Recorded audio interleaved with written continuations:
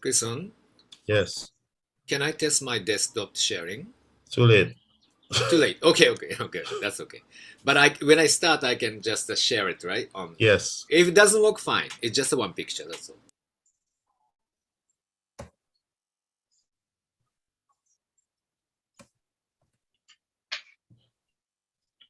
And we're live. Good afternoon, everyone, and welcome to Carnival Review 2021, presented by the Master of Arts Carnival Study students. Given the many constraints, inclusive of the COVID protocols, thrust upon the Carnival celebration in 2021, the students will lead discussions which call into question the level of resilience of carnivalists and their ability to pivot into new industry possibilities. With the knowledge gained from the first semester, the students would have had an opportunity to immerse themselves in Carnival with new perspectives and new methodologies for observation. The Carnival Review gives the students an opportunity to present their experiences for Carnival 2021 and what were the unique observations. As we move forward, we want to remind our viewers to encourage you to do constructive questions, also to be gentle with the students, because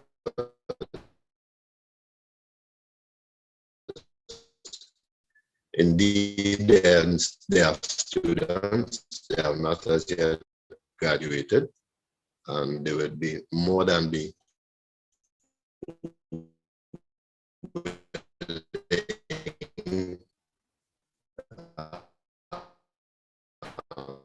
to learn from your comments and your support. So I'd like to hand you over to Dr. Calypso. Afternoon, everyone. I have the distinct pleasure of saying welcome on behalf of the Masters of Arts in Carnival Studies program in the Academy of Arts, Letters, Culture, and Public Affairs. This is an annual event that we have for our students where they get to flex their academic muscles and their keen insight, taking what they've learned in class, as Richard said, and combining it with what they've observed. This year is very unique because Carnival was all online. It represented new challenges and perhaps, as our students will outline, perhaps new ways of moving forward. So it is a great pleasure to welcome everyone. I hope this is informative. We look forward to your questions and your feedback. I will turn you back over to Richard, who would get the ball rolling with our students.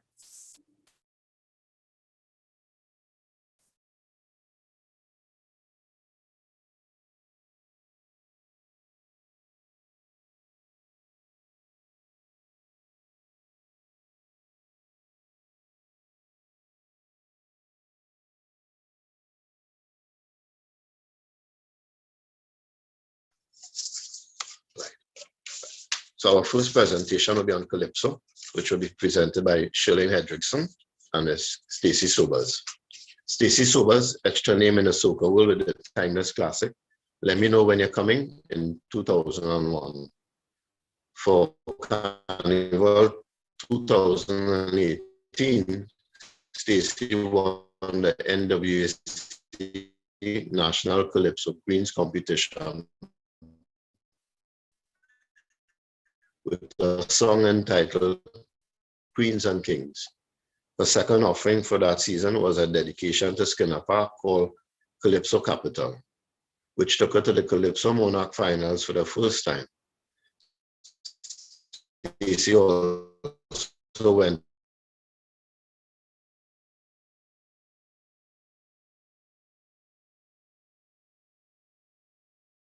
on to win Calypso Queen, Caribbean Calypso. Outside of Carnival, Stacy performing arts for voice from Coastal Studies at the UTT. She's a present. Shirley Hendrickson is of 1998 to 2001, an actress, a designer, writer, entrepreneur, and executive producer, was born in Laventille on October 29, 1961. She's currently pursuing her Masters of Carnival Studies at the UTT. Shirley is the first ever elected female General Secretary of the TUCO and has also performed on many global platforms in the Caribbean, USA, Europe, and West Africa. Her latest 2021 release, My Country Border Closed, is a mischievous ditty regarding the government's mandate of keeping the country's borders closed, especially in the wake of global severe impact of the COVID-19 virus. So let's hear now from Shirley and Stacey as they present on Calypso and their 2021 Carnival Review. Thank you, Richard. Good afternoon, all. Let me take this opportunity to say thank you to the university, Dr. Liverpool, as well as Dr. Francis for this opportunity to present to you on the 2021 Carnival that we all know went virtual. Trinidad and Tobago's Carnival is predicated on human interaction. What is a fete without patrons? From a company fete to army fete, all these events, patrons make these fetes. What is panorama without people? What is mass without masqueraders? And what is Calypso and the Calypso tent and the Calypso competition without an audience? Since Railway Douglas established the first commercial tent 100 years ago in 1921, the Calypso tent has been a vehicle for Calypso and Calypso competitions, the yardstick. The tent, Skinner Park, the Mashra, all these places come to life with the patrons. So Carnival in every sense is a social event. Slide.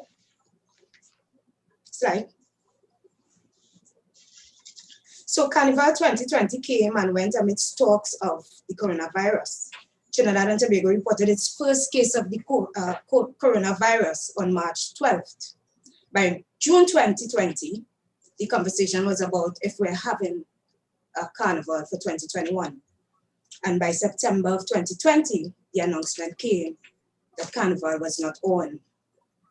Now, this was mere days before October stepped in. And as we know, October is the month that we recognize as Calypso History Month. It's also the month that Calypsonians release their new songs for the year coming. We didn't see a lot of Calypso or hear a lot of Calypsos or new releases at that time. One could only speculate as to the reasons for that.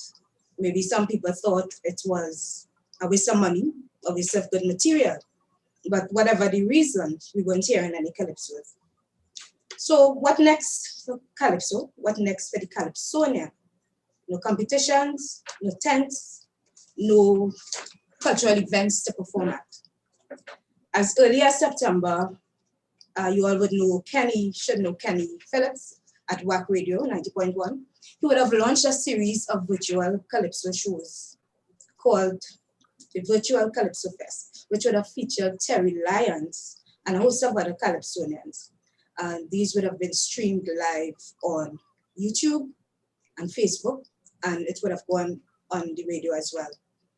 If you do follow the WAC station, you would know also that they have a huge following locally, regionally, and internationally. So was the virtual platform an option? Slide.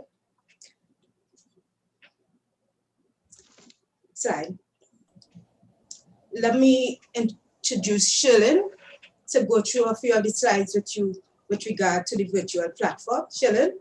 Oh, thank you, Stacey, and pleasant good afternoon to our wonderful, wonderful host, Dr. Keela Francis, and Professor Liverpool, all the lecturers at the University of Trinidad and Tobago, one of the best in the world, and one of the finest programs in the world, and we are fortunate and blessed to be here. And I can tell you, Stacey, 10 years ago, if you had told the Calypso fraternity that we would have been in this mode, out of COVID, and featuring virtual platforms, Calypso tents in that realm, they would have said no. But as the old people would say, out of evil cometh good. And so we took the plunge, even though some of us might have been skeptical. We took the plunge and we hosted, a virtual platform. And, we learned so much. And Stacey, I can tell you from January 9th, when you had us running for our extra cricks with our crackers and cheese event that you hosted, and your fine performers like Maria Bola and Jumani Cox Sunday. And then, we give kudos and commend the ladies who came forward with these virtual productions. The Uncrowned Queen is a show. And the Calypso tents. Now, let me tell you something. The Calypso tents that would have embraced and featured Calypsonians, the elders, and they would tell you, some of them on the management teams, that virtual, what are we going with virtual Calypso tents? And yet still, these were the ones who were giving the younger ones a run for their money, because we were actually extemporing, anchoring each other, and we were in a realm whereby we would have had, in the traditional Calypso tents, a physical interaction with an audience. Now we would have been just the team working in the studio space, as you would remember, and just the team, the technicians but knowing that thousands of people would be looking in on us, so that we looked toward economic sustainability, because even though the returns might have been small, on the other hand, we would have gained a larger viewership. And this is one of the things that we would have taken going back. We also, and I'm going down, as you know, the tents were hosted Calypso Review, Kaiser House, Classic Rousseau, and some of them featured more than one shows and slide. We also had the veterans slide. We also had the veterans, Chris, thank you so much. We had what you call audience participation and contribution, where we utilized the social media to our advantage. It was an interaction of the Facebook live chat, the YouTube chat, and then we went, as you remember, Stacey, in new financial planes. It was Cash App, remember?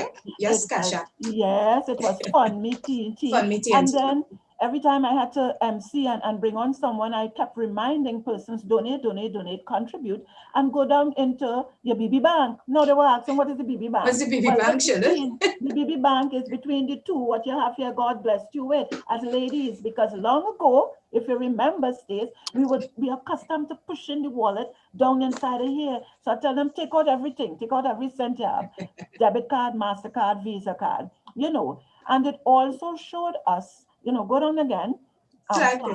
It also showed us, even though we did not have much new Calypso releases for 2021, because as you rightfully said, Stace, some of the Calypsonians, because of the financial challenge, they held back.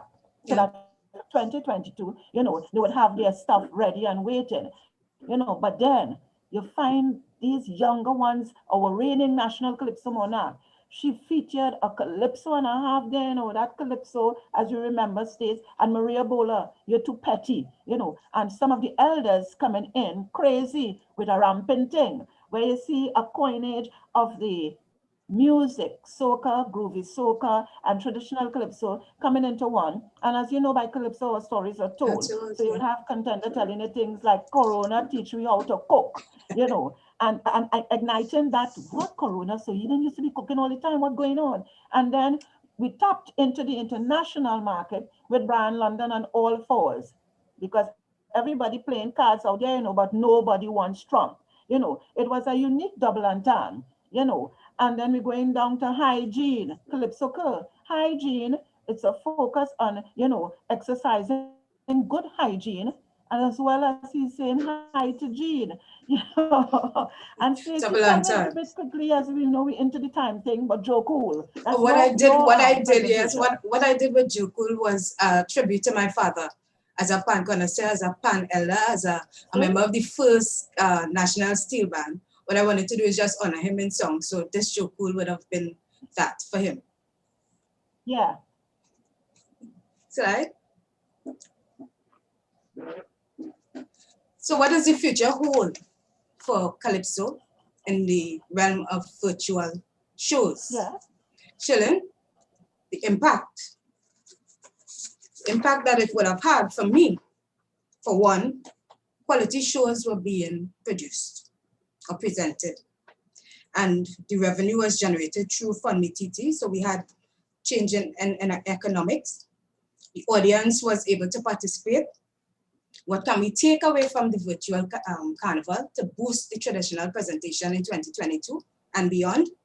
Marketing for one, the Yes. events. Mhm. You know, you package the shows properly to international standards. You know, we have the capabilities. We have a lot of creative people in Trinidad and Tobago, and we can, as a hi-fi shouldn't, Yeah. we can produce quality shows Yeah. for the international market. And As yes, well. if we look into our programming, as we're coming down to the wire here, 3 minutes left. If we look into our programming, we would know that we are moving away from the traditional setting as to who is senior, Absolutely. seniority, who would close the program, and then feature something. And then you know what? Blend old school methodology with new wave technology, meaning if we look back at our history of the Calypso tents, you would notice that when we started to evolve, you would find in the tents, you would find dance, theater, fashion, absolutely. skips. So I think if we would be able to blend those two, bring it forward, I think for 2022 and you know, our reach internationally on the virtual platform, you know, as well as throughout the year. We were talking that earlier on stage. Throughout the year, instead of just, well, okay, we're going to record or we're going to, we can utilize performance spaces such as our community centers and host live streaming, host virtual platforms, you know, so that and get the best of both worlds though. Taking Calypso out to the people locally, regionally, and internationally. And that's our presentation for this afternoon. I hope you enjoyed it. Thank you. And I hope that you have questions at the end. Back to Richard. Back to Richard.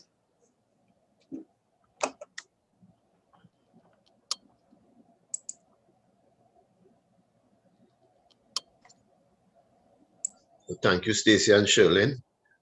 It's indeed a pleasure to hear practitioners express themselves to get us a better understanding of what was their experience for the carnival, and to also share with us their thoughts for the future of virtual and Calypso. Up next, I would want to introduce Mr. Katsunori Imai. If you're a panorama aficionado, over the last few years, you'd always notice there's this hard-working Asian guy moving microphones, guiding stuff around.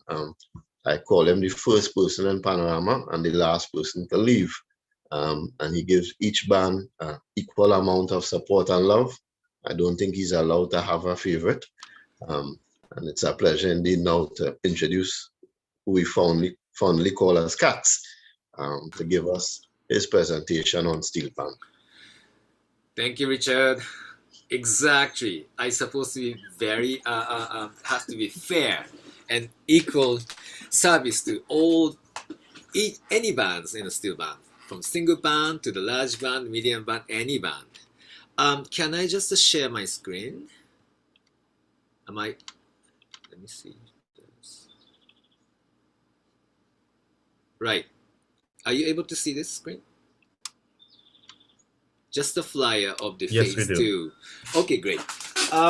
So my carnival review in 2020 in the area of steel band activities is primarily based on my experience with phase 2's virtual concert production. That is called Another Phase. And I'm not sure anyone has seen this because this is pay-per-view, and they're still trying to distribute second time, third time round. And where should I start then? So basically, there's no carnival, there's no panorama. All the steel band carnival became in the virtual platform, as the previously spoke about the Calypso in the same way. And the virtual platform, yes, online streaming or broadcasting. And if it's online, it's instantly become global market to be distributed. So phase 2 is also same way. First thing they stressed was the quality issue. They want to produce their contents in good quality because their presentation will reach global market. And this is first thing I noticed. It's different from the traditional non-virtual steel pan carnival that is panorama. And when the panorama are traditionally produced and socio-economically or culturally, that is the competition base. And the history of the violence in steel band in early, is it 1920s? Am I right? 50s, right? So the competition platform and panorama was partially to control the violence and bring in the sponsor and kind of like regulate the steel band activity. And that competition tradition became the production concept.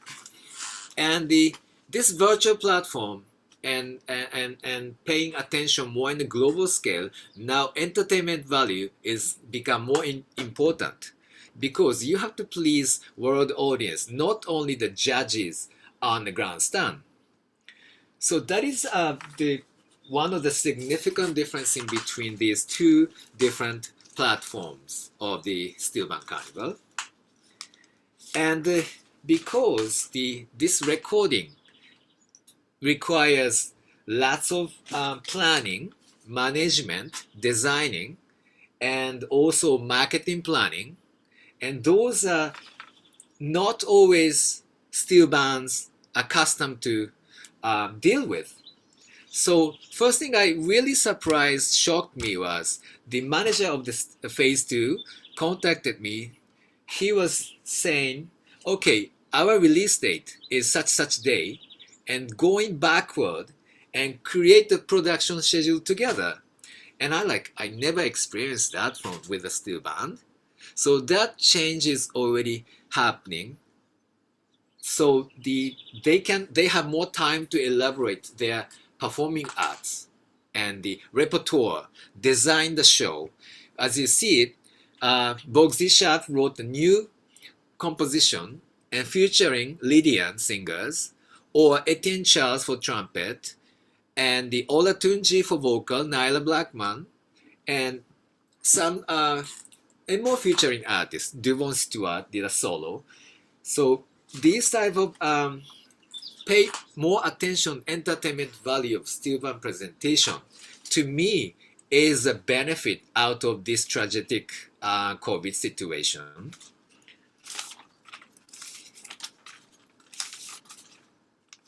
And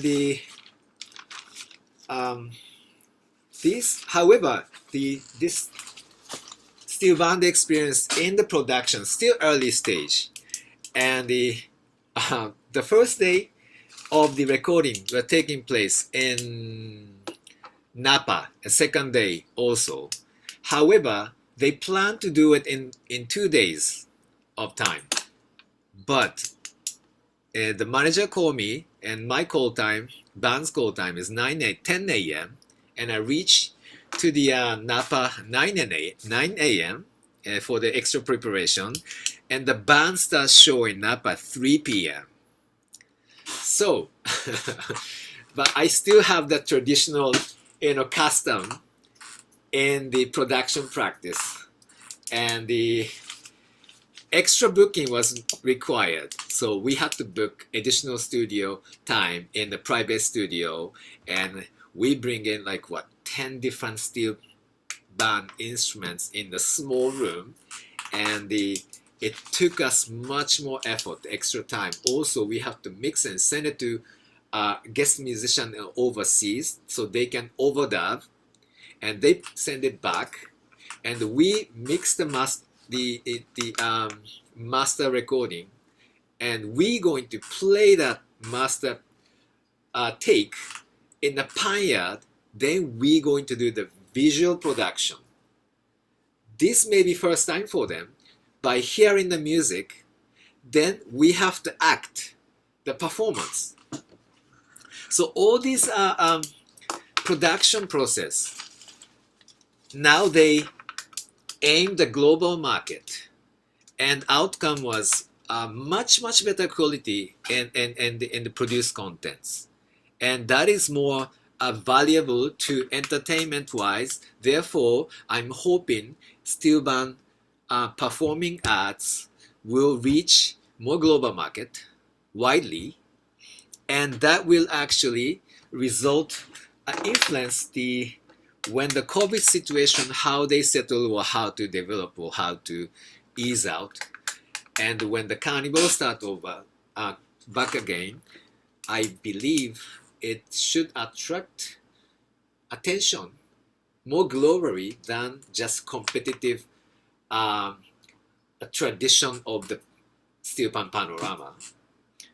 And even though they become all virtual, and what I've been hearing, because Phase 2 is not the only band I was involved on the production, but Despers and all those Pantry Bagels virtual concert series, and I've been hearing, they whisper in my ear, so our recording better than them, right? So I'm like, wow, still the competitiveness is still there regardless what platform they're in. And that is my experience from the 2021 Steel Band Carnival in the virtual format.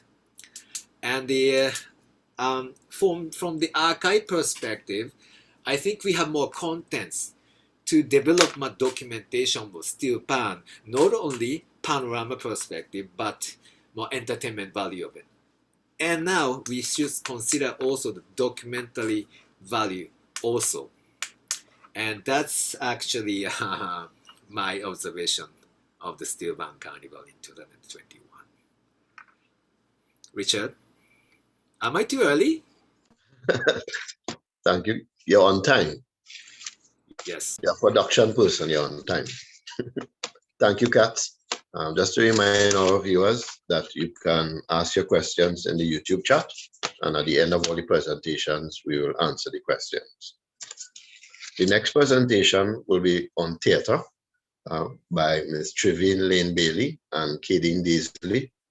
Theatre and Carnival would have always had relationships going back many decades. If you had seen or familiar with Wayne Barclay's presentation of Titanic, he once referred to that was inspired by him seeing a Broadway production of the Titanic and saying it would really be entertaining and it would be great to present this to the streets of Trinidad and Tobago as a carnival presentation. Also, if you had opportunities to listen to interviews with Minchell, you would have described while he was a student in London, the fundraising activities that he supported with Beryl McBurney to help develop and build the Carib Little Theatre. So over the years, you would see a relationship with theatre and carnival. You'd see a relationship between theatre and carnival. More recently, you would find that theatre would have gotten somewhat of a back burner because it would be very competitive to compete with all-inclusives and tents and outdoor activities. However, this year would have been a lot different. And so now we have Trevine and Kadeen telling us a bit of theatre and their review for 2021 and Carnival. Hi, good evening, everyone. Welcome to our discussion or presentation on Carnival 2021 as it relates to the Trinidad and Tobago experience. Now, Trinidad and Tobago has had a rich history, as Richard was saying, in theatre and theatrical productions over the years. Carnival has always had elements of theatre infused in the productions, whether it is a fete, a carnival, a tent, a performer on a stage, the Marche Gras, one of the biggest stages that we have, would always have theatrical presentations. As Richard said, this year, we would have had the opportunity to showcase performances in the virtual sense of past presentations, as well as having new experiences in the real sense of attending a show in the Little Carib Theatre. Now, when we look at the 2020 Carnival, where we would have had our last Canboulay reenactment, where the crowds would have come out and experienced that live show on the streets of Port of Spain. 2021, we didn't have that. But what we found was that on Carnival Sunday, I think it was, they would have, TTT would have presented the 2019 reenactment, so that we would not have lost our sense of the tradition of Canbrule being one of the starting points for our carnival. All right. When we looked at, we also explored other presentations that would have been online. One of would have been the Three Canal Show, Zinge Talala, which used the music of Carnival, specifically surrounding the Juve, because they're known for that music that will drive the Juve of our, which is the breaking of the dawn and introducing of the Merry Monarch onto the streets of Carnival. So their performance that we saw took us through that musical transition of the welcoming of the Juve, the spirit of Carnival taking over the streets. And they used, the presentation was really, really creative in the manner in which they transition from one song to the next, the dancers, even the elements in terms of the lighting. It was really, really enlightening. When we actually had the experience of going to the Revenge of King Jab and at the Little Carib Theatre. Now, being persons who would have had numerous experiences, both on stage and off stage, in the sense of theater, experiencing a social distancing, low seating capacity in the Carib, it was different. It was new, but we appreciated the use of the characters, of our traditional characters, to tell a story about this seemingly fictitious state. But we knew sitting there that the play was based on our experience in Trinidad and Tobago. These performers on stage and all, you could have seen that they had to have that new experience in terms of how they interacted on stage with each other. All right. Two productions that we were not able to see, but we know that they were out there. One was Mass, which was aired on Carnival Monday and Tuesday. And the tagline that they use, if God was a Trini, what would the afterlife look like for a Trinbagonian? We knew that the production had it was of a high standard, and it was pulled down so that in the post-production elements, they would be able to now sell the show to the wider audience, to the world. Which is one of the things that we've noticed in our discussions. You'll realize that Kadeen is not here. The internet is giving trouble on here. One of the things that we noticed in terms of how we could utilize the history of Carnival. When we looked at some of the old plays that existed, the Carnival Messiah, the Calypso Girls, Carnival Medea, we've had a rich history in terms of plays that target or utilize the lives of Calypsonians or mass men for our playwrights here in Trinidad and Tobago. And what we would have come up as a recommendation is that now that we know that Carnival is a time when people would appreciate the sitting in a space and taking in another element of our Carnival through performances, we're seeing it being a blended approach, the possibility of having that same blended approach as Shirley and they would have suggested, where we would have, yes, the reduced capacity of the theater space, but also selling our theater to the wider world, because we have citizens who would have traveled there now out there in at various parts of the world, who would have had that appreciation for not being here physically, but still getting that taste of what we have to offer on various levels. You know, most times we focus on just pan or mass or calypso. But we're seeing now that there's a real space where we can use this virtual platform to be able to promote the arts and the art forms together with the artists and the thespians to the wider world, and even to those persons who may be fearful within the Trinidad and Tobago context to even venture out, where they could, support the artists in their journey as we become accustomed to this new situation that we now find ourselves in.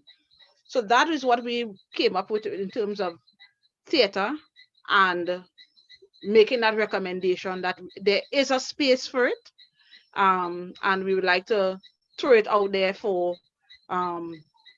persons who have that capability to be able to utilize this new virtual experience to really promote the arts in Trinidad and Tobago to the wider world. Thank you. Back to Richard. Thank you, Trevin, for sharing your review on theater. We were supposed to have a review from Lizanne and Roxanne on soca and fets. They won't be able to make it today, so I'm just going to make a small extempo for my own personal review. As basically, you would see some similarities from Stacey and Shirlene's presentation, where for both soca artists and calypso artists, you would have spent the end of the year, October, September, October, November, December, challenged with the decision if to actually spend money to record. That being said, you would have seen there were not as many soca releases. I'm not prepared with the information to show you, but generally airwaves and your social media connections with your favorite soca artists, you would have seen a reduction in their outputs. So on the soca side, we would have seen those reductions. For soca and fets, they are in a similar situation depending on live audience situation. We would have seen certain sponsors, be it Digicel, putting together presentations based with the artists that they have sponsored. So that is kudos to one sponsor that comes to mind that picked up the mantle to give an outlet for the soca artists to perform. You would have also seen some of the soca artists doing their individual presentations and keeping up with their annual presentations per se. I think one of the good examples of this was Second Star's presentation, which is usually carded for that early January period. But with every step forward comes a step back. So I think, in all fairness to the promoters and presenters of this event, they followed all the COVID protocol guidelines. The Ministry of Health and the venues would have made an announcement as far back as August that venues would have been available to artists, and here was an opportunity to do his presentation. They were allowed to do 50% attendance, I believe, and they used the venue only to 30% capacity. However, the same social media and the same virtual, which is your blessing, could sometimes also be a curse. And the aftermath of this, depending on the angles of your photos and the energy that you're supposed to still have when you go to a presentation, the patrons got up and danced. So now we ended up post-mortem to that event with new discussions and new rules for how these event spaces were to be used. Two of the rules that came out of the subsequent situation from that event was you can no longer stand up and dance. And two, you would now need a police presence for the live events. So I think what would have happened in this second week of January, there would have been cancellations, because now soca events, even in this sit-down theater environment, patrons would not be allowed to to stand up and dance. So you can end up be putting yourself at a financial risk, putting out a presentation, patrons get up to dance, and your event would have to be shut down or cancelled. So we saw that as a development within the carnival season, and I believe that would have had some effects for certain cancellations.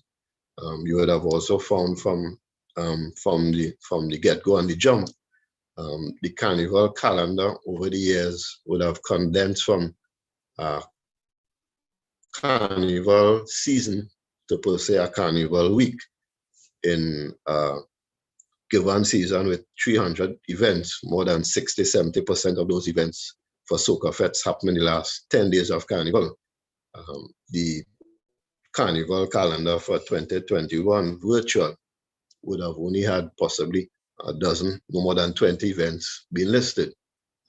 Some of the repercussions of that, you would have seen there are ticketing websites that were not even open this year, so that you could not, there were no events being planned, so there was no reason for some of the ticketing websites to actually be functional. So there was no email coming into your emails this year telling you, well, what tickets you could buy. So I noticed this with one particular provider. So as we looked at it, some of the other things that we would have noticed is the presentations themselves was also a bit difficult for some of the soca artists, because with some of the virtual presentations, whereas Calypso tends to have a more storytelling element, the soca element of the performance is very movement oriented and patron oriented. You need your patron to move left or right, or you need the energy. When I believe in some of the virtual presentations for the soca artists, because they did not indeed have this public attendance to feed an energy off and present. What else I would have seen over the period is we would have, well, naturally there would have been a lot of fets that weren't presented, be it the large ones from Army Fet. You would have found that a lot of the school events would have survived in the virtual period, because these events are indeed charitable. So in any form or fashion that some of the schools were able to put together their soca fet or their online all-inclusive, we would have found that the alumni came to the call and supported these events. So overall, we would have seen some contractions similar to Calypso's and the tents. And that is my extempo presentation for fets and soca.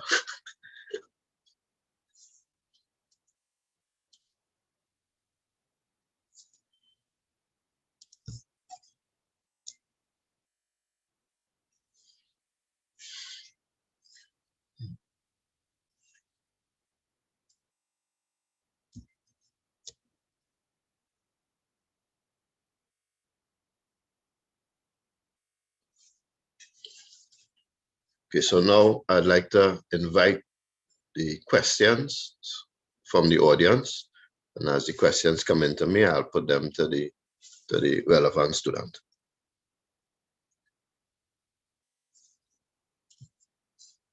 So one of the first questions that comes out is, what good acts stood out this year? And I don't know if Stacey or Shirlene would like to take up that question. Yes, in terms of the Calypsos shows, and if you're looking at the Fund Me TT, the returns that came in, I can tell you one of the most outstanding ones was Too Sweet, Valentine's Night, Sunday, February 14th, with Sugar Aloes and Baron. And I clearly remembered that the reach that WAC station would have, Kenny Philip and that international audience, he told us, he said, the vintage Calypsos, meaning the Calypsos from what we remember, 70s, 80s, 90s, early 2000. And as you know, they would have had a nice blend, Baron and Sugar Aloes, and the audience wanted to hear that for some reason. And then in between, you had particular acts. I'm talking about inside the 100 years, the commemoration of 100 years of Calypso tents hosted by Tuco at the Queen's Hall. I think that was on the Carnival Saturday, as we would say, right? You had Terry Lyons stealing the show, performing in a 6-inch high heel shoe with, I mean, we ladies were standing behind looking through the curtain and said, Lord, look at how Terry is moving, and her delivery of that wonderful Calypso, it's this nostalgic Calypso, as well as Maria Bola. I think the young people have found their niche in terms of the compositions, in terms of how they would blend their lyrics and music and their delivery. Bangela was also on that program. And as you know, the Ministry of Tourism, Culture and the Arts would have adopted his Calypso. I'm sorry, I can't remember the name of it, but you know, for the tourism sector, and they all delivered. So it was a nice blend of veterans, but we can pick out acts that were really, really outstanding. And Terry and Maria really did it, you know, really did it that evening. I'm not sure if Stacey, you and Stacey, what I would say is that being one of the first shows produced that crackers and cheese, and you had a live band, as Yeah. opposed to some of us outside of the show at Queen's Hall who used our tracks. I think that was well delivered, well rehearsed. Thank you. Thank you. I would agree with Shirley with regard to the acts that stood out. Terry really held her own during this time. Maria also penning that song, It's Too Petty, really creative. So they would also be my pick to stand out. We have a second question, which is, if Carnival is largely virtual again in 2022, what, if anything, should we do differently? I'd like to see if we can have everyone give a response to that. Katz, would you like to start?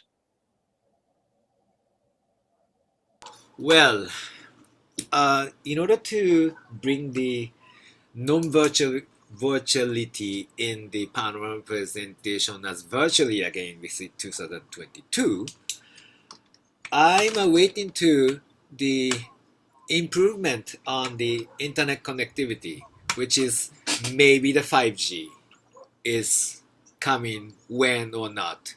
That way, the live streaming quality we can deliver as good as a post-produced material, and that will, I think, change the game.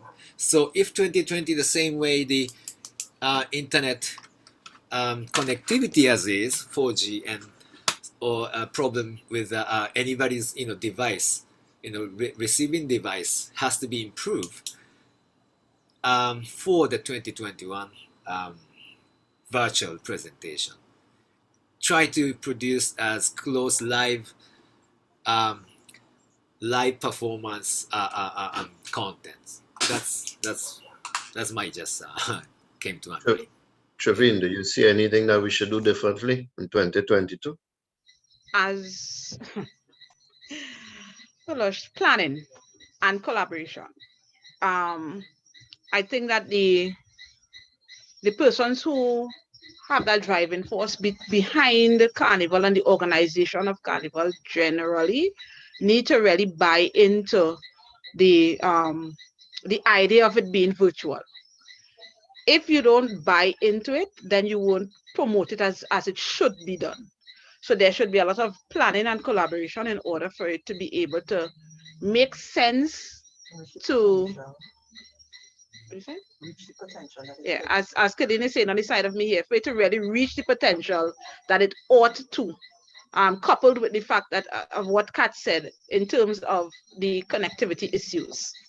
If we could iron out those kinks, I don't think that there's anything that, as we prove this year, that we can't put on, because I would have seen a lot of the online Calypso tent performances, even before when they had performances in Carnival, the Calypso History Month. When every Friday I on stage would have had Calypsonians and that performance. So they're buying into the idea, but we need to really collaborate and give that holistic investment into the concept of being able to promote this virtual carnival, because it just might be the possibility that we have to face it. So it's best to buy into the idea and see how best we could work out the kinks that happened this year, so that it will be able to move forward better in the future. I want to agree with Traveen because I believe what we missed was having a stakeholder consultation with all the various arms of our carnival fraternity, not just Calypso alone, or no, in the entire carnival fraternity, the FET promoters, each one and every one of us, because then we would be able to understand our real challenges, you know, the pan men, the steel bands, you know, the fraternity come together, and as well as both private and public, you know, entrepreneurs coming inside here, because if we need their buy-in and their sponsorship to assist us, if we're weaning ourselves away from the government subvention and the allocation, we really need to come together as a creative industry. The banks need to really understand, you know, when we go to them for loans and stuff like that, you know, how do we meet each other 50-50? It's an entire, and it's not going to happen in one meeting. So we need to really come together. 2022 is right around the corner. Do we know if COVID would persist? Would the borders be open? You know, there are persons who would have 3-4 years ago purchased tickets to come to Trinidad Carnival. And if the borders are still closed, would we have sufficient vaccines? So it's Ministry of Health, Ministry of National Security, Ministry of Digitalization. And since that Kikamjeni thing that affected our internet system, I don't think we had fully recovered. So we need a coming together. Traveen is so correct, a coming together of all the minds under this new normal umbrella for it to work properly. Once we get that, all the things mentioned in a package, then we can move forward with pushing the culture of Trinidad and Tobago. I have a question that's directed to Katz. Said you mentioned that steel bands now have to appeal to the global audience and not only the panorama judges. Well, let me explain to you. Are you I'm hearing that arrangements as they stand lack global appeal? right. Okay. The panorama arrangement of steel band requires lots of foundation to enjoy the performance, because it's just like a sports. You need to understand the rules and each player's characteristic development, all that concern. You need to study a lot in that field to enjoy, actually true enjoy that their performance, right? So, and also musically, so many notes, so many players in the blink of second. Is there's no music almost has that many notes in that, you know, the music form. So for people outside of Trinidad, and just like myself, I'm a foreigner, and in New York, of course, I was interested in music, but when I heard the panorama performance first time, I was just so fascinated. However, to understand what it is, it took me a long time. So this virtual format, we have a chance to, you know, break it down to the format that, you know, more has a global appeal, and it's not competitive based. So, you know, we can elaborate the steel band performing arts fit into the global market. That's my explanation to the, you know, the panorama format or not. Yeah.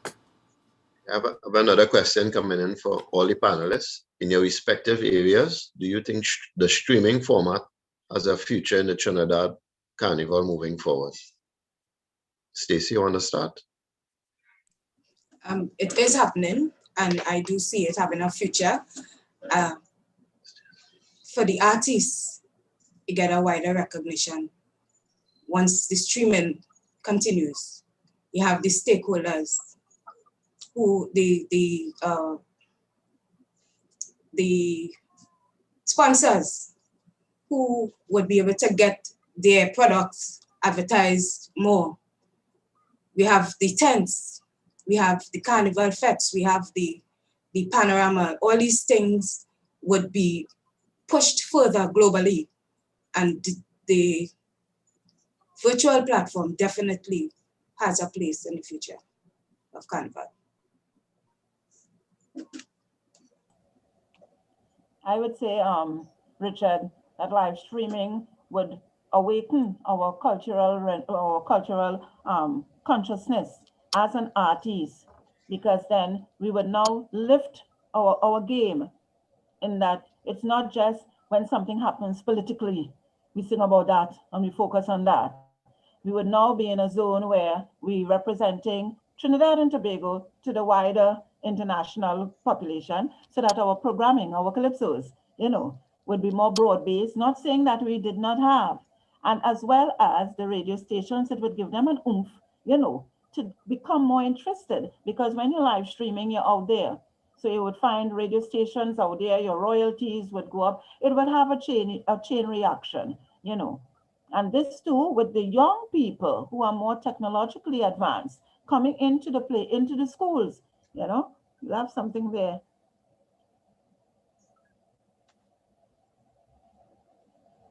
Richard? Yes. Right, so we have another question which feeds off that question. Were the artists able to make significant income, and are audiences willing to pay for virtual performances? We were able to make, I wouldn't say significant income, because this would be like our pilot year, stemming off from 2020 Calypso History Month.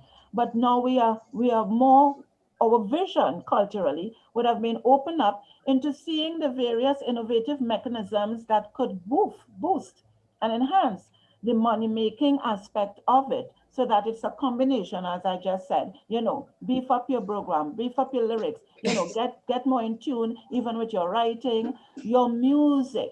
We have to now blend in, and I admire the crazies, the all-rounders, and they who would sit down and groovy soca, your social commentary, groovy soca, bring the music in, and have combinations, like we would say, a voice and an elder, and a Kess and an elder, and Mr. Nyla and an elder. And I admired Calypso Rose when she featured Nyla Blackman on her program stage. I don't know if you had seen that one. Yeah.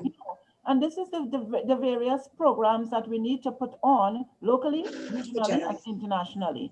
And the income really definitely will increase.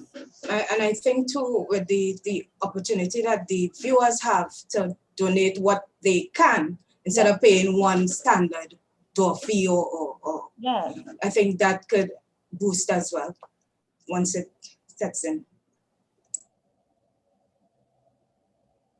It's muted.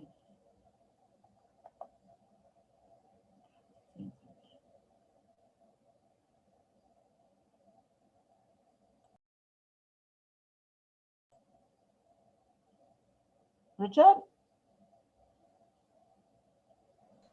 Sorry about that. So there's one other question here based on the audiences, which are the audiences technologically literate enough to give the kind of support that is needed? Have they navigated the virtual space well, both for viewing and for the payment platforms? In some cases, they might shock us out, because in some cases, they are the ones who know more about PayPal and, Cash App and all the various JMBB banking and all of these things. What we need to do, like I think I mentioned earlier, blend old school methodology with new wave technology. Each arm teach the other.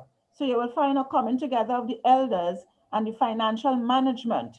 Yes, I know you're going to school, like in the States, I see parents just give a child a credit card, and they run wild with it. Here now, we need to show them, for economic sustainability, you have to manage your finances, and at least in your entertainment, you can be entertained and you can learn. It's a learning experience, so that you're going to school, your books, and where you prioritize your finances, so that yes, we can very much learn from our younger generation, and how we move from, and that's what we are doing right now in the Calypso fraternity.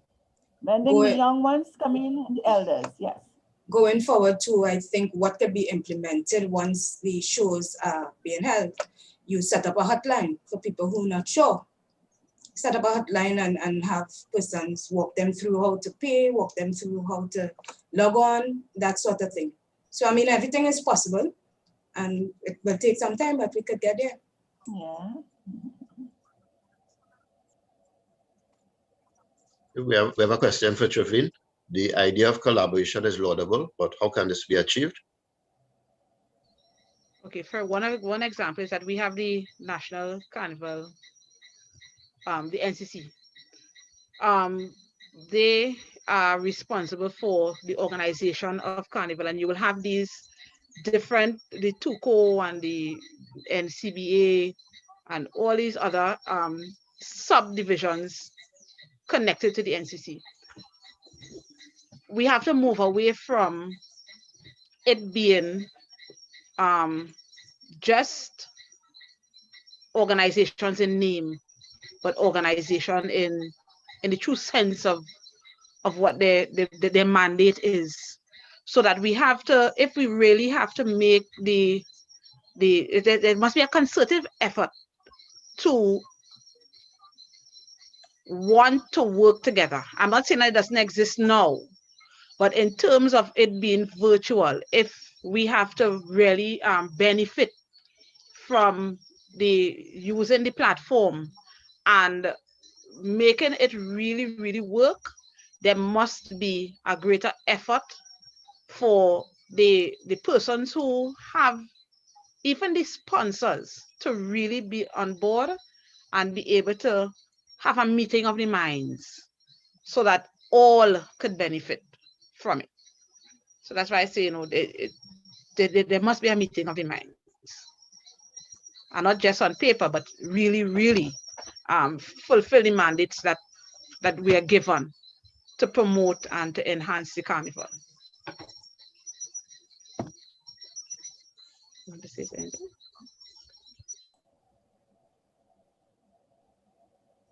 Well, I'm going to give you all a comment now, which is greetings from Jim Sattler in the Philippines. And this also is, I guess, a reflection of the new COVID times, because last year we would not have had any greetings from anybody else but inside the room. So it's good to see that this format and presentation has opened your reviews to a worldwide audience. I want to give you all a chance now to give me, every one of the panelists, to give me a one-liner for your 2021 Carnival review before I take it back to Dr. Francis. Stacey, you want to start?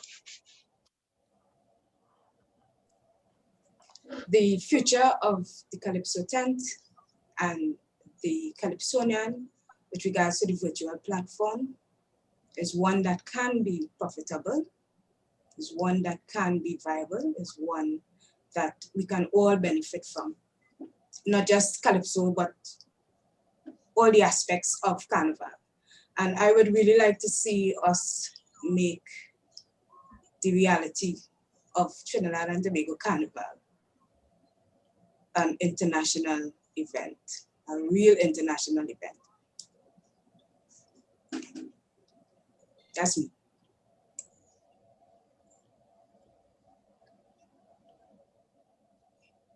Shirley? Yes, Calypso tents in a virtual realm has definitely proven since last year that this is an achievable thing.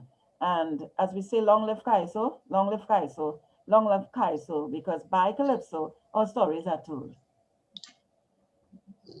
Mr. Katz? Well, as culturally, socially, we must make a progress, and we must not forget we're losing so many lives daily basis that can be neglectable. And last, Trevin, which is a contribution from Trevin and Kadim. Yes. Yeah.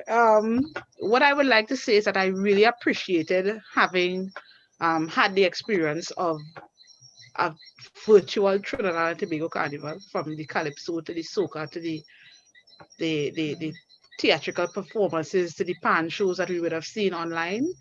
it gave a lot of us the opportunity to experience Carnival in a new way, and get that greater appreciation for, as Stacey would have said earlier on, the live audience, as opposed to, and having, being in that real sense. So you had to really dig deep within and make similar connections.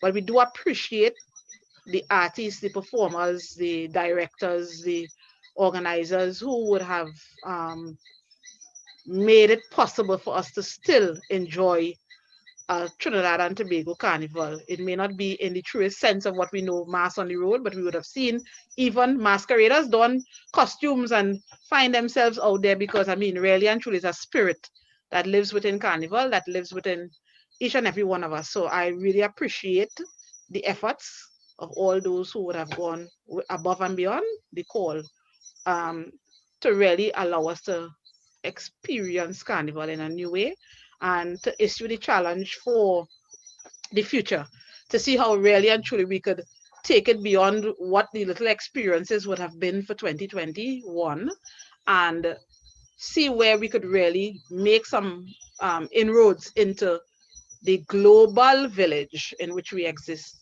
in order to make Trinidad and Tobago Carnival known in a different way. Thanks. I just want to make a reminder that the Fund Me TNT campaigns for all the artists are still open, so people can still donate. So after this, you can click and listen to Stacey, listen to Shirlene, listen to the other practitioners. We don't have to wait for 2022. We could have Carnival today and tomorrow. We are click away. I want to hand over to Dr. Keller Francis, so she can give us our closing remarks. Thank you. First, let me tell our students you did a marvelous job. I think you sparked a lot of thought and interest in those who are listening and those who will continue to listen, because we're in a new realm. This will be viewable after we've done our presentation. So kudos to that. Y'all are breaking new ground in that sense as well. So what we've heard today are reflections from our students, taking what they learn in the classroom and applying it to what they see in the real world. A very important step for any educational program. And it remains for me to thank everyone who's tuned in today, who will be tuning in the future. Special thanks to Professor Dr. Hollis Liverpool, who is viewing on and sends his congratulations and regards to everyone on the panel. Good job. And keep the questions coming. You can contact us on Facebook. You can follow us, our live streams on YouTube. We are here to promote Carnival, both academically and practically. And I thank everyone for joining us. Have a blessed afternoon, and you will hear from us again. Thank you. Thank you, Dr.